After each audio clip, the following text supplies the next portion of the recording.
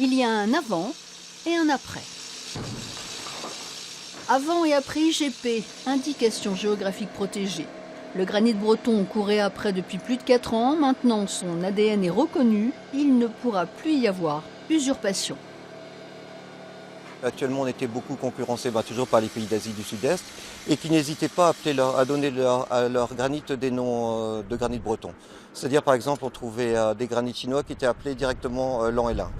Donc ça nous permettra de supprimer tous ces litiges et puis d'être beaucoup plus compétitifs par rapport à la concurrence internationale.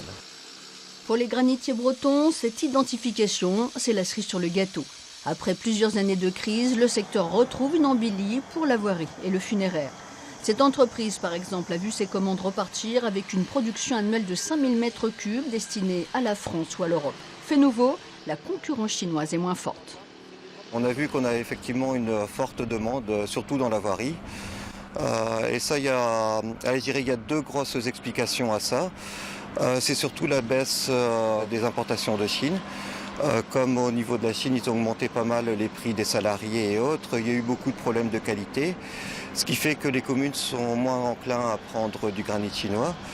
Et je pense qu'il y a effectivement aussi les différentes politiques qui ont été mises en place, qui ont beaucoup insisté sur le Made in France, qui font que les collectivités publiques sont beaucoup plus sensibles en fait à prendre des produits locaux.